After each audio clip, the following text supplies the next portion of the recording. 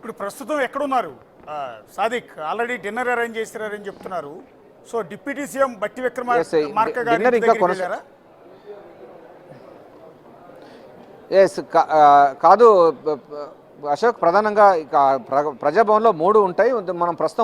మనం ఉన్న ప్లేస్ ఇది ప్రజాభవన్ సంబంధించిన బిల్డింగ్. తర్వాత ముఖ్యమంత్రులకు సమావేశం అయినటువంటి బిల్డింగ్ వెనుక బిల్డింగ్ ఉంది. దీని తర్వాత బట్టి విక్రమార్క నివాసం ఉంటుంది. సో ప్రజాభవన్ పైన ఉన్నటువంటి ఫస్ట్ ఫ్లోర్లో డిన్నర్ కొనసాగుతుంది. ఇంకా అతిథులందరికీ కూడా వడ్డించి అంటే అందరితో భోజనాలు చేస్తున్నారు. ఇటు తెలంగాణ మంత్రులు ఉన్నారు, ఏపీ సంబంధించిన మంత్రులు ఉన్నారు, అధికారులు ఉన్నారు, ఐఏఎస్ ఆఫీసర్స్ ఉన్నారు, చీఫ్ సెక్రటరీస్ ఉన్నారు. అందరూ కూడా ఇంకా భోజనాలు లంచ్ అంటే డిన్నర్ మీటింగ్ కొనసాగుతుంది. డిన్నర్లో అందరూ కూడా చాలా కలివిడిగా చాలా స్నేహపూర్వకమైనటువంటి వాతావరణంలో విందు ఆరగిస్తున్నటువంటి దృశ్యాలను అంటే విందు ఆరగిస్తున్నటువంటి అంశం మనకు తెలుస్తూ ఉంది. మరి కాసేపట్లో విందు అయిన తర్వాత ముఖ్యమంత్రులు ఇద్దరు తమ నివాసాలకు వెళ్ళిపోయిన తర్వాత deputy CM Mallu Bhatti Vikramarka media సమావేశాన్ని ఉద్దేశించి ఇరు రాష్ట్రాల ముఖ్యమంత్రులు ఈరోజు చర్చించిన విషయాలు, ఫర్దర్గా తీసుకోవాల్సిన స్టెప్స్ అన్నిటిపైన కూడా మీడియాకు వివరించే అవకాశం అయితే ఉంది.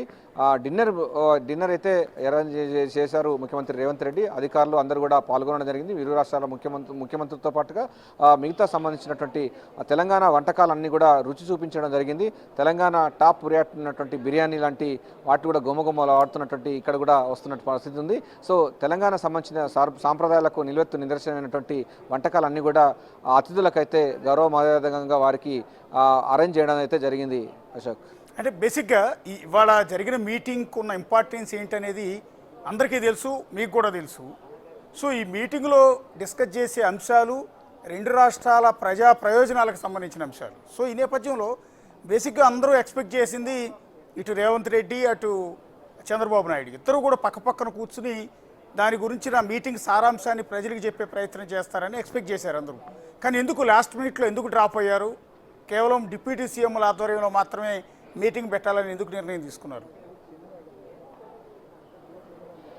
అశోక్, దీంట్లో చాలా సున్నితమైన అంశాలు దాగి ఉన్నాయి. ఎందుకంటే మీడియా సమావేశంలో పెట్టినప్పుడు నదీ జలాల వివాదం వస్తుంది. ఇప్పుడు తెలంగాణ సంబంధించిన దాంట్లో భద్రాచలం సంబంధించిన 7 మండలాల విలీన ప్రక్రియ కూడా జరిగినప్పుడు చాలా వాటికు ఒక భావోద్వేగాలకి గురైన సందర్భం మనకు తెలిసింది.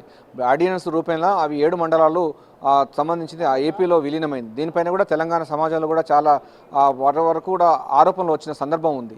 సో ఈ అంశం పైన నదీ జలాల విషయంలో కూడా మొదటి నుంచి కూడా చాలా సున్నితమైనటువంటి అంశాలు కనుక మీడియా సమావేశం పెట్టినట్టే ఈ ప్రశ్నలు కూడా లేవనెత్తే అవకాశం ఉన్న నేపథ్యంలో వాటిపైన అంటే వారి పరిధిలో కాదు, ఆల్రెడీ రాజ్యాంగబద్ధంగా విలీనమైన ప్రక్రియ 7 మండలాలు అయ్యాయి. మరోవైపు ట్రిబ్యునల్ దాంట్లో ఈ నదీ జలాల వివాదం ఉంటుంది.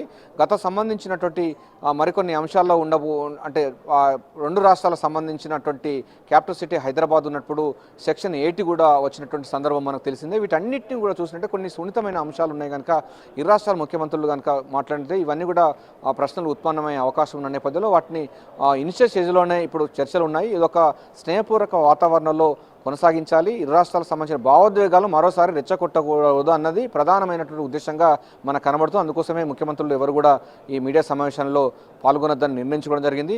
మళ్ళీ భావోద్వేగాలు రెచ్చగొడితే మళ్ళీ ఇతర అంటే ప్రజల మధ్య మరింత వివాదం ఉండే అవకాశం ఉంది.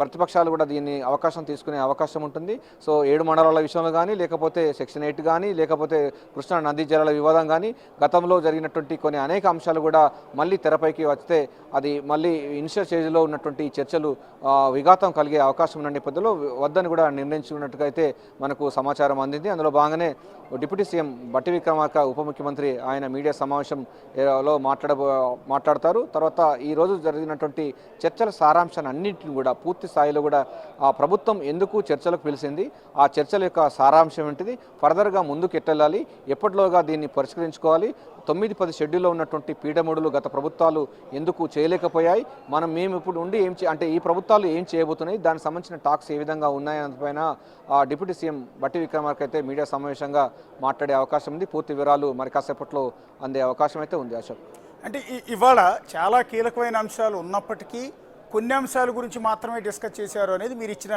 ఇన్పుట్స్ని బట్టి తెలుస్తుంది.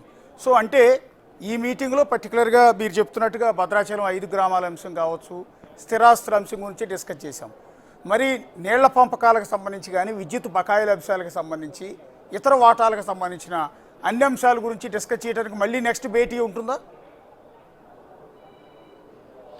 ఎస్, భేటీ అన్నది నిరంతరం ప్రాసెస్గా ఉండాలన్నది ఇరు రాష్ట్రాల ముఖ్యమంత్రులు అంగీకారం తెలిపినట్టుగా తెలుస్తూ ఉంది. ఎందుకంటే మనకు విద్యుత్ సంబంధించిన బకాయిలు 24,000 కోట్ల రూపాయలు తెలంగాణకు బాకీ ఉంది. అది సీలేరు సంబంధించినటువంటి విద్యుత్ ప్రాజెక్టు ద్వారా వినియోగించుకుంది ఏపీ. దానికి సంబంధించినటువంటి పూర్తి సంబంధించినటువంటి